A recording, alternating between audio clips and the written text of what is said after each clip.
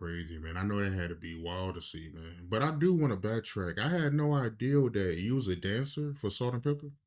Yeah, yeah, my sisters, man, Salt-N-Pepa, man, Cheryl, Dee Dee, Sandy, like I always I always give them love, and I don't know if they'd be tired of it or whatever, but I always give them love because they open me up to a world to me that I had never experienced. I mean, I got my passport because of them. You know what I'm saying? I got to go to other countries. I mean, we went everywhere. We did a huge tour in the States. It was Salt-N-Pepa, Tony, High Five, Troop, Father MC, and the rapper Candyman. I'll never forget that. It had to be like a year-long tour. It was crazy. And they just were supportive, man. They just always were supportive. Dee Dee Spin called my grandmother's house. I'll never forget it. My grandmother had the big red rotary phone. She was like, somebody on the phone named Spin. I was like, oh, that's Dee Dee. Got the phone, and she was like, yo, we going out doing these shows. We trying to like match height wise, and you kind of right there with Pep. Are you available? And I'm like, let me check my schedule. I'm absolutely available. So we came out to LA first. We did Arsenio, bunch of talk shows. Marsha Warfield had a talk show. We did that talk show. We did a bunch of talk shows. And they also shot this documentary at the same time, which was ahead of its time, really, because no one was doing documentaries on artists or behind the scenes at all. So we did that at the same time, and then we did that, and then it was kind of like the test run. It went well. So then, hey, we about to go on this tour, which became the tour I just mentioned, and we went on that tour, and it was amazing. The next thing you know, we come back, boom, then we going overseas, Japan, we going here, UK, Madrid, Barcelona, like everywhere. And for a kid from the South Bronx, it was just eye opening, man. It was just eye opening, and it just I looked at them and I saw how no matter how many hours we flew.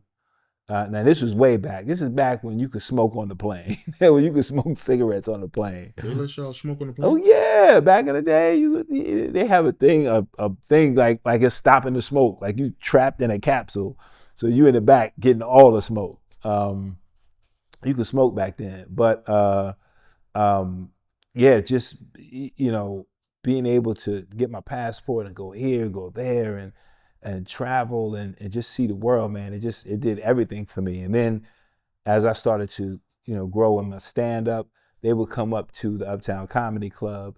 Everybody came there. Everybody was there. Wesley Snipes. I mean, everybody. Chris Rock. Everybody came to the Uptown Comedy Club on 125th. The Brown brothers owned and operated that joint, and that's where I met JB Smooth, Tracy Morgan. I watched him walk in the doors. He used to wear this propeller hat. Um, Jim Brewer, like so many people I saw when they stepped into the Uptown Comedy Club. So it was it was like a mecca back then.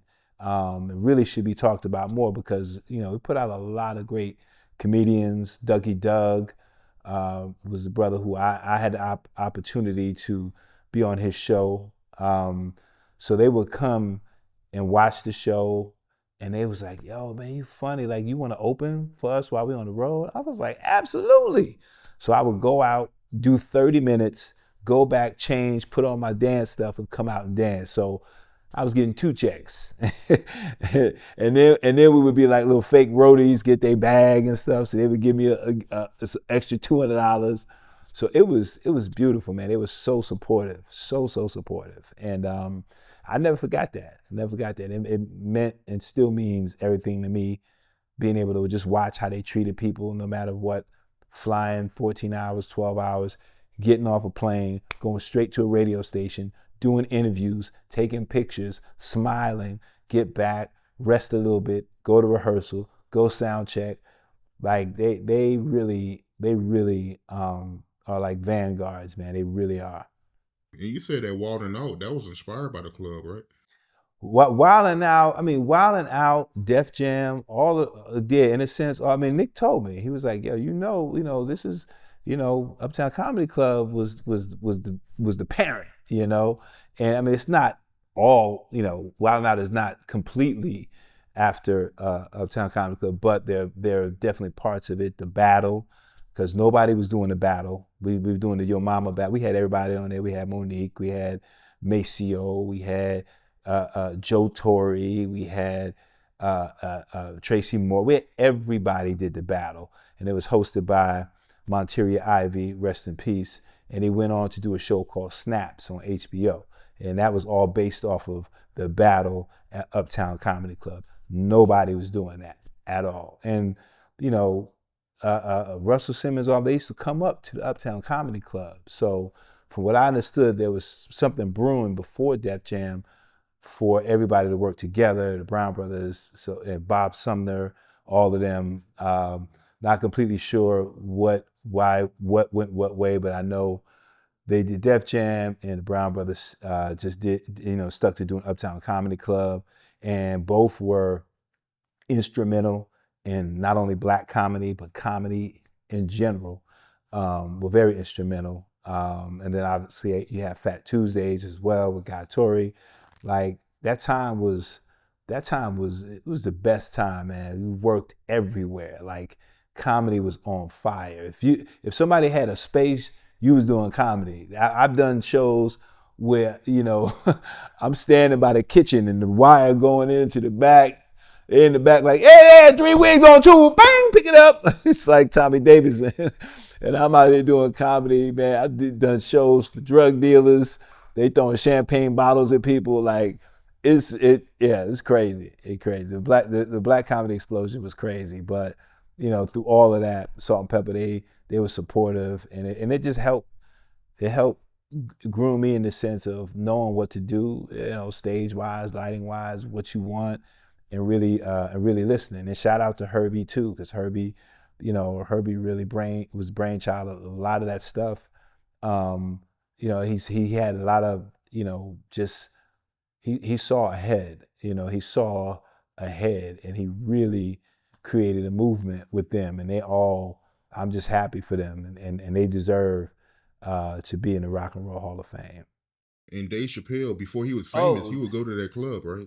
Dave Chappelle, yeah, Boston Comedy Club, Comedy Cellar. I would run around with him to some clubs, and he would hang out at Washington Square Park. There was a comedian named Charlie Barnett that he was really close to, that I think at one time he was going to play him in a movie. I don't know whatever happened, but Charlie Barnett he was a legend there. And Charlie was actually in the NA rooms, Narcotics Anonymous, with one of my brothers, who had been on drugs but was clean, but was going to the meetings. And Charlie Barnett, comedian Rick Aviles, who was in the movie Ghost, he played the dude who killed Patrick Swayze. They were all in that Narcotics Anonymous program, so I got to see those guys. But Charlie Barnett be in Washington Square Park, Dave would be there, go to Boston Comedy Club, go to the Cellar. But Dave was doing colleges back then. Like, it was crazy. It was crazy. But I always felt that he was gonna just be different. He was different. He is different. But I'm glad I had a chance to, in that beginning, be able to be around greatness and watch it happen. Yeah, R.I.P. to Charlie Barnett. I heard that Dave Chappelle, that was his mentor. Yeah. Yeah, they were really close, and like I said, there was talks at one point of him playing him the movie, Charlie Barnett's Story. I don't know what would happen or if it's fully true, but I did hear that at one point he was going to do that, which I still think should be done. If it's not by him, he should produce it, because Charlie Barnett, man, that dude, he was the dude. DC Cab, the movie DC Cab, and the story is, he got Saturday Night Live, but he couldn't read or something. That's a story that I heard. I don't know how true that is, but I just know he was a brilliant comedian. Yeah, and you said that he was recovering with your brother, right? Because I do know, Charlie Barnett. Unfortunately, he died of Yeah, AIDS. So yeah, yeah. Yeah, one of my brothers was in the narcotics in the recovery room with him. They had the 12-step program, and and I would always go to support. And I would see him, and like I said, the other dude, Rick Aviles, who also passed away. But they were a fixture in New York. Charlie was a fixture in Washington Square Park almost every day out there. Third Street to Devil's Beat. That's how he started his his poem. But yeah, man, Charlie, yeah, R.I.P. to both of them. yeah, RP to both of them, man. But did you ever think that Dave Chappelle he'll be as big as he became? When I look, I I tell you what I thought. I thought he would be a huge TV star. I knew he was a brilliant comedian, but I thought because back then he's got a lot of deals, and back then I used to get a lot of deals. I would get back then they call them holding deals, where they pay you a shit ton of money just to not do anything else with anybody else, and you sit. I mean, people getting 300,000, 500,000 just to do nothing. I caught a couple of those nice ones early on, and but he had several pilots, which he called his production Pilot Boy. I think it was Pilot Boy Productions. But I thought he was going to be this huge TV star and obviously go into film. But I mean, the master that he is at stand up, I mean, that ended up being the thing that really, and also, obviously the Dave Chappelle show. But I think just his mind, is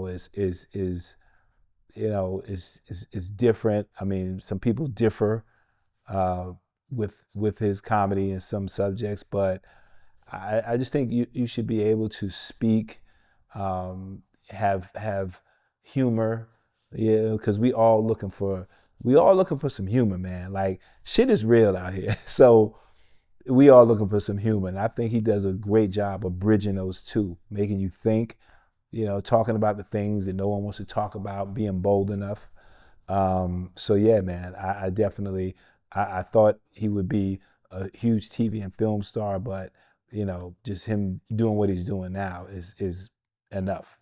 Yeah, he took it to a whole nother level, man. Yeah, yeah, he did for sure. He did for sure.